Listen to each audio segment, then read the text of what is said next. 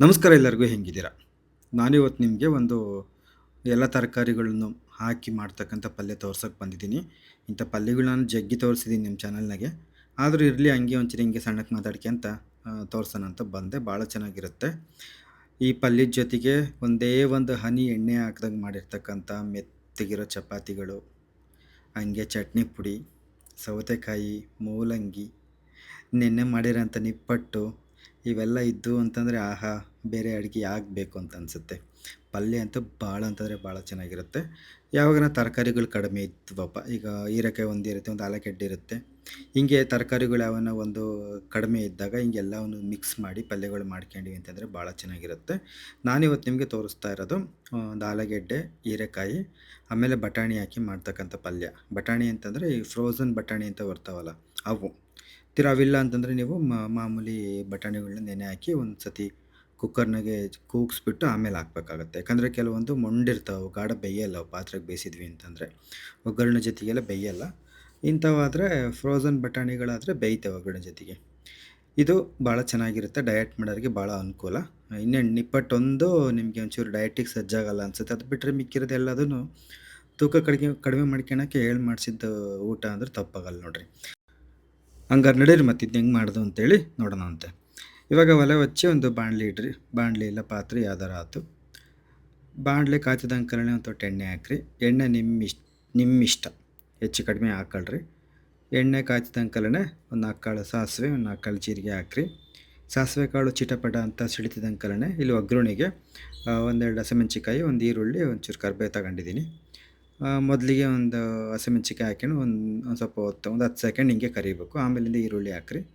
ಆಮೇಲೆ ಕರಿಬೇವು ಹಾಕ್ರಿ. ಈ ಈರುಳ್ಳಿ, ಕರಿಬೇವು, ಹಸಿಮೆಣ್ಸಿಕಾಯಿ ಒಂದೇ ಸತಿ ಬೇಕಾದ್ರೂ ಹಾಕ್ಬೋದು. ಇಲ್ಲಿ ಅದನ್ನು ಹಿಂದೆ ಮುಂದೆ ಹಾಕ್ಕೊಂಡ್ರು ನಡೆಯುತ್ತೆ. ಅದನ್ನು ಹಂಗೆ ಹಾಕ್ಬೇಕು ಹಿಂಗೆ ಹಾಕ್ಬೇಕು ಅಂತೇನಿಲ್ಲ. ಒಟ್ಟಾರೆ ಏನಪ್ಪ ಅಂತಂದರೆ ಈರುಳ್ಳಿ, ಹಸಿಮೆಣ್ಸಿಕಾಯಿ, ಕರಿಬೇವು ಸೊಪ್ಪು ಹಾಕ್ಕೊಂಡ್ಮೇಲೆ 1 ರಿಂದ 2 ನಿಮಿಷ ಹಿಂಗೆ ಸಣ್ಣ ಉರಿನಲ್ಲೇ ಒಂಚೂರು ಮಾಗಿಸ್ರಿ. ಆಮೇಲಿಂದ ಒಂದೆರಡು ಟೊಮೆಟೊ ಹಣ್ಣು ತಗೊಂಡಿದ್ದೀನಿ. ಒಂದೆರಡು ಟೊಮೆಟೊ ಹಣ್ಣು ಅಷ್ಟೇ ಹೀಗೆ ಲೊಂಡ ಬಂಡ ಹೆಚ್ಚೆತ್ತು ಹಾಕ್ತಾಯಿದ್ದೀನಿ. ನೀವು ಹಂಗೆ ಹಾಕ್ರಿ. ಟೊಮೆಟೊ ಹಣ್ಣು ಹಾಕಿದ್ಮೇಲೆ ಮತ್ತೊಂದು ನಿಮಿಷ ಹಿಂಗೇ ಅದನ್ನ ಸಣ್ಣ ಊರಿನಲ್ಲೇ ಒಂಚೂರು ಮಾಗಿಸ್ರಿ. ಆಮೇಲೆ ಇಲ್ಲಿ ಒಂದು ಆಲೂಗೆಡ್ಡೆ ತಗೊಂಡಿದ್ದೆ, ಒಂದು ದೊಡ್ಡದೊಂದು ಆಲೂಗೆಡ್ಡೆನ ಅದನ್ನು ಹಂಗೇ ಒಂಚೂರು ದೊಡ್ಡಕ್ಕೆ ಹೆಚ್ಚಿದ್ದೀನಿ, ತೀರಾ ಸಣ್ಣಗೆ ಬೇಡ ಅಂತೇಳಿ ದೊಡ್ಡಕ್ಕೆ ಹೆಚ್ಚಿದ್ದೀನಿ. ಆಮೇಲೆ ಇಲ್ಲಿ ನಾನು ಹೇಳಿದ್ನಲ್ಲ ಫ್ರೋಝನ್ ಪೀಸ್ ಅಥವಾ ಫ್ರೋಝನ್ ಬಟಾಣಿ ಅಂತ, ಅವನು ಸ್ವಲ್ಪ ತಗೊಂಡಿದ್ದೀನಿ. ಅವನು ಇದಕ್ಕೆ ಹಾಕ್ತಾಯಿದ್ದೀನಿ. ಎರಡನ್ನೂ ಜೊತೆಗೆ ಹಾಕಿದಾದಮೇಲೆ ಇವಾಗ ಇದಕ್ಕೆ ನಾನು ಈರುಳ್ಳಿ ಇದೇನು ಹೀರೆಕಾಯಿನೂ ತಗೊತೀನಿ. ಅದಕ್ಕೂ ಮುಂಚೆನೇ ಬಟಾಣಿ ಕಾಳು ಮತ್ತು ಆಲೂಗೆಡ್ಡೆನ ಒಂದು 2 ನಿಮಿಷ ಸಣ್ಣೂರಿನಲ್ಲೇ ಒಂಚೂರು ಬಿಸಿ ಮಾಡಿರ್ಬೇಕು ಅದನ್ನ. ಆಮೇಲಿಂದ ಇಲ್ಲಿ ಹೀರೆಕಾಯಿ ತಗೊಂಡಿದ್ದೀನಿ. ಹೀರೆಕಾಯಿ ಹಾಕಿದ್ಮೇಲೆ ಅದನ್ನೆಲ್ಲ ಚೆನ್ನಾಗಿ ಗೂರಾಡಿಬಿಟ್ಟು ಸ್ವಲ್ಪ ಹೊತ್ತು ಮುಚ್ಚಿ ಬೇಯಿಸ್ಬೇಕಾಗುತ್ತೆ. ಇಲ್ಲಿ ಹೀರೆಕಾಯಿ, ಆಲೂಗೆಡ್ಡೆ, ಬಟಾಣಿ ಇದರಲ್ಲಿ ಯಾವ್ದು ಹೆಚ್ಚಾದರೂ ನಡೆಯುತ್ತೆ, ಯಾವ್ದು ಕಡಿಮೆ ಆದರೂ ನಡೆಯುತ್ತೆ. ಏನು ಇಷ್ಟೇ ತಗೋಬೇಕು, ಸಾಮಾನ್ಯ ತಗೋಬೇಕು, ಒಂದು ಹೆಚ್ಚು ಒಂದು ಕಡಿಮೆ ಅಂತೇನಿಲ್ಲ. ತರಕಾರಿಗಳಾಗಿರೋದ್ರಿಂದ ಏನೂ ತೊಂದರೆ ಇಲ್ಲ. ಹೀರೆಕಾಯಿ ಜಾಸ್ತಿ ಇರಲಿ, ಹಂಗೂ ಹೇಳ್ಬೇಕನ್ನೋದಾದರೆ ಹೀರೆಕಾಯಿ ಜಾಸ್ತಿ ಇರಲಿ, ಆಲೂಗೆಡ್ಡೆ, ಬಟಾಣಿ ಒಂಚೂರು ಕಡಿಮೆ ಇದ್ರೂ ನಡೆಯುತ್ತೆ. ಒಟ್ಟಾರೆ ಏನಪ್ಪ ಅದು ಹಿಂಗೆ ಇಷ್ಟೇ ತಗೋಬೇಕು ಅಂತೇಳಿ ಹೆಚ್ಚು ಕಡಿಮೆ ನಡೆಯುತ್ತೆ. ಅದೇನು ಪಲ್ಯ ಏನು ಕೆಟ್ಟೋಗೋದೆಲ್ಲ ಚೆನ್ನಾಗೇ ಬರುತ್ತೆ. ಆಮೇಲಿಂದ ಸೊ ಅದಕ್ಕೆ ಬೇಯೋದಕ್ಕೆ ಒಂದು ಲೋಟದಷ್ಟು ನೀರು ಹಾಕಿದ್ದೀನಿ. ನಿಮ್ಗೆ ಏನಾರು ಪಲ್ಯ ಗಟ್ಟಿಗೆ ಬೇಕು ಅನ್ನೋದಿದ್ದರೆ ಒಂದಷ್ಟು ಕಡಿಮೆ ನೀರು ಹಾಕ್ರಿ, ಒಂಚೂರು ತೆಳ್ಳಗೆ ಬೇಕು ಅಂದ್ರೆ ಜಾಸ್ತಿ ನೀರು ಹಾಕ್ರಿ. ನಾನು ಹೇಳಿ ಒಂದು ಲೋಟದಷ್ಟು ನೀರು ಹಾಕಿದ್ದೀನಿ. ಯಾಕಂದರೆ ಚೆನ್ನಾಗಿ ಬೇಯೋಕ್ಕೆ ನೀರು ಬೇಕಲ್ಲ, ಮತ್ತು ಸಾಂಬಾರು ಪುಡಿ ಎಲ್ಲ ಹಾಕ್ತಿದ್ದಂಕಲ್ಲ ಮತ್ತೆ ಗಟ್ಟಿಗೆ ಹಾಕುತ್ತೆ. ಹಂಗಾಗಿ ಒಂದು ಲೋಟದಷ್ಟು ನೀರು ಹಾಕಿದ್ದೀನಿ. ಅದು ಚೆನ್ನಾಗಿ ಕುದ್ದು ಒಂದು 60 ಭಾಗ ಬೆಂದಿದ್ದಾದಮೇಲೆ ಇದಕ್ಕೆ ನಾವು ಏನೇನು ಹಾಕಬೇಕು ಅಂತೇಳಿ ತೋರಿಸ್ತೀನಿ. ಉಪ್ಪು ಹಾಕಬೇಕು. ಯಾವುದೇ ಅಡುಗೆಗಳಿಗೆ ಆಗಲಿ ನೀವು ಕಲ್ಲುಪ್ಪನ್ನು ಹಾಕೋದನ್ನ ರೂಢಿ ಮಾಡ್ಕೊಳ್ರಿ. ಕಲ್ಲುಪ್ಪು ಹಾಕೋದ್ರಿಂದ ಆರೋಗ್ಯಕ್ಕೂ ಕೂಡ ಒಳ್ಳೆಯದು, ಆಮೇಲೆ ರುಚಿನೂ ಚೆನ್ನಾಗಿರುತ್ತೆ. ಆಮೇಲೆ ಒಂಚೂರು ಅರಶಿನ ಪುಡಿ ಹಾಕ್ತಾಯಿದ್ದೀನಿ. ಆಮೇಲಿಂದ ಇಲ್ಲಿ ಮೊನ್ನೆ ಮಾಡಿದ್ದು ನೋಡಿರಿ ಸಾಂಬಾರು ಪುಡಿ, ಇದು ಸಾಂಬಾರು ಪುಡಿ ರೆಸಿಪಿನೂ ಐತೆ, ನಿಮಗೆ ಯಾರು ಬೇಕು ಅನ್ನೋದಾದ್ರೆ ನೋಡ್ಬೋದು ಬೇಕಾದ್ರೆ. ಅದನ್ನು 1/2 ಚಮಚದಷ್ಟು ಹಾಕ್ತಾಯಿದ್ದೀನಿ. ಅದು ಜಾಸ್ತಿ ಹಾಕೋದು ಬೇಡ, ಅದೊಂದು ಸ್ವಲ್ಪ ಸ್ಟ್ರಾಂಗ್ ಇರುತ್ತೆ. ಹಂಗಾಗಿ ಅದನ್ನ 1/2 ಚಮಚದಷ್ಟು ಸಾಂಬಾರು ಪುಡಿ ಹಾಕ್ಬಿಟ್ಟು ಮತ್ತೆಲ್ಲ ಒಂದು ಸತಿ ಚೆನ್ನಾಗಿ ಹಿಂಗೆ ಗೂರಾಡಬೇಕು. ಈ 3 ಹಾಕಿದಾದಮೇಲೆ ಮತ್ತೆ ಮುಚ್ಚಿಬಿಟ್ಟು ಮತ್ತೊಂದು ನಿಮಿಷ ಹಂಗೆ ಕುದಿಸ್ಬೇಕು. ಆಮೇಲಿಂದ ಇದಕ್ಕೆ ನಾನೇನು ಮಾಡ್ತೀನಪ್ಪ ಅಂತಂದರೆ ಒಂಚೂರು ಹುಣಸೆ ಹುಳಿ ಹಾಕ್ತಾಯಿದ್ದೀನಿ. ಟೊಮೆಟೊ ಹಣ್ಣು ಎಷ್ಟೇ ಹಾಕಿದ್ರೂ ಅದ್ರ ಹುಳಿ ಸರಿ ಹೋಗೋದಿಲ್ಲ. ಹಾಗಾಗಿ ನಾನು ಯಾವುದೇ ಅಡುಗೆಗಾಗಲಿ ಟೊಮೆಟೊ ಹಣ್ಣು ಮತ್ತು ಹುಣಸೆ ಹುಳಿ ಎರಡನ್ನೂ ಸರಿದೂಗಿಸಿ ಹಾಕ್ತೀನಂತೆ. ನೀವು ಒಂಚೂರು ಹುಣಸೆ ಹುಳಿ ಹಾಕ್ರಿ. ಕೊನೆಗೆ ನಾನಿಲ್ಲಿ ಕಾಯಿ ಮತ್ತು ಕೊತ್ತಂಬರಿ ಸೊಪ್ಪು ಹಾಕ್ತಾಯಿದ್ದೀನಿ. ಅದೇನು ಒಂದು ಟ್ಯಾಕ್ಟ್ರಿ ಲೋಡ್ ಕಾಯಿ ತುರಿದು ಹಾಕ್ತಿದ್ದೀನಂತ ಅನ್ಕೊಳಕ್ಕೆ ಹೋಗ್ಬಿಟ್ರೆ, ಅದೊಳಗೆ ಹಂಗೆ ಇನ್ನೇನು ಅಲ್ಲಿಟ್ಟು ಇಲ್ಲಿಟ್ಟು ಹಂಗೆ ಶಟ್ಕೊಂಡು ಹೋಗುತ್ತೆ ಅಂತೇಳಿ ನಾನೇನು ಮಾಡಿದೆ ಅಷ್ಟು ತುರಿದು ಹಾಕಿದೆ. ಕಾಯಿ ಜಾಸ್ತಿ ಹಾಕೋದ್ರಿಂದ ರುಚಿ ಚೆನ್ನಾಗಿರುತ್ತೆ. ಜೊತೆಗೆ ಒಂದೇ ಒಂದು ಪಿಳಿಕೆಯಷ್ಟು ಬೆಲ್ಲ ಹಾಕ್ತಾಯಿದ್ದೀನಿ. ಬೆಲ್ಲ ಯಾಕೆ ಹಾಕ್ಬೇಕಪ್ಪ ಅನ್ನೋದಾದರೆ ಏನಾದರೂ ಹೀರೆಕಾಯಿ ಒಂದೊಂದು ವಿಷಕರಿತಿರ್ತವೆ, ಅಂದರೆ ಕಹಿ ಇರ್ತವೆ. ಅದಕ್ಕೆ ಒಂಚೂರು ಬೆಲ್ಲ ಹಾಕೋದ್ರಿಂದ ಅದು ಸರಿದು ಹೋಗ್ಸುತ್ತೆ. ಆಮೇಲಿಂದ ಬೆಲ್ಲ ಹಾಕೋದ್ರಿಂದ ಚೆನ್ನಾಗಿ ಜೀರ್ಣ ಆಗುತ್ತೆ ಅಂತಲೇ ಹೇಳ್ತಾರೆ. ಒಟ್ಟಾರೆ ಈ ಮುಳುಗಾಯಿ ಪಲ್ಯಗಳಿಗೆ, ಹೀರೆಕಾಯಿ ಪಲ್ಯಗಳಿಗೆ ಒಂಚೂರು ಬೆಲ್ಲ ಎಳೆಬಿಡೋದು ವಾಡಿಕೆ. ನಿಮಗೆ ತೀರಾ ಬೇಡಪ್ಪ ಸಿಕ್ಕಟ್ಟೆ ಸೇರ್ಲಾತಂದ್ರೆ ನಮ್ಮ ಮನೆಗೆ ಬಳ್ಳು ಬಿಚ್ಕೊಂಡಂಗೆ ಹೊಡಿತಾರೆ ಅನ್ನೋರಿದ್ದರೆ ಬೇಕಾದ್ರೆ ಆಗದಿದ್ರೂ ನಡೆಯುತ್ತೆ.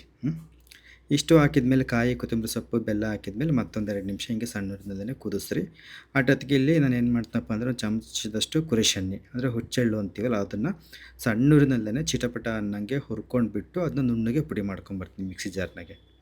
ಮತ್ತು ನುಣ್ಣಗೆ ಪುಡಿ ಮಾಡಬೇಕು. ಅದು ಎಷ್ಟೇ ನುಣ್ಣಗೆ ಪುಡಿ ಮಾಡ್ತೀವಿ ಅಂದ್ರೂ ಒಂಚೂರು ಅದೇ 100ಕ್ಕೆ 100ರಷ್ಟು ಪುಡಿ ಆಗೋದಿಲ್ಲ. ಹಂಗಾಗಿ ಜಾಸ್ತಿ ಹೊತ್ತು ಅದನ್ನು ಗರ್ರ ಅನಿಸಿ ಹಿಂಗೆ ಪುಡಿ ಮಾಡ್ಕೊಂಬರ್ರಿ. ಬೇಕು ಅಂತಂದರೆ ಪಲ್ಯ ಇನ್ನೂ ಚೂರು ಗಟ್ಟಿಗೆ ಬೇಕು ಅಂದರೂ 1-2 ಹುರ್ಗಡ್ಲೆ ಹಾಕ್ಕೊಂಡು ಕೂಡ ಪುಡಿ ಮಾಡ್ಕೊಬೋದು. ನಾನು ಇಲ್ಲೇನು ಹುರ್ಗಡ್ಲೆ ಹಾಕ್ತಿಲ್ಲ, ಯಾಕಂದರೆ ಗಟ್ಟಿಗೆ ಮಾಡ್ಕೊತಿದ್ದೀನಲ್ಲ ಪಲ್ಯನ, ಹಂಗಾಗಿ ಕುರುಶೆಣ್ಣೆ ಪುಡಿನ ಇದಕ್ಕೆ ಹಾಕ್ಬಿಟ್ಟು ನಾನಿವಾಗ ಇಳಿಸ್ತೀನಂತೆ. ಕುರುಶೆಣ್ಣೆ ಪುಡಿ ಹಾಕಿದಂಕಲೇ ಇಳಿಸ್ಬೇಕು. ಅದನ್ನೇನು ಮತ್ತೆ ಭಾಳ ಹೊತ್ತಿಗೆ ಕುದಿಸ್ಬೇಕು ಅಂತೇನಿಲ್ಲ, ಯಾಕಂದರೆ ಕುರುಶೆಣ್ಣೆನೂ ಹುರಿದಿರ್ತೀವಿ, ಹಂಗಾಗಿ ಅದೇನು ರುಚಿ ಏನು ಕೆಡಲ್ಲ.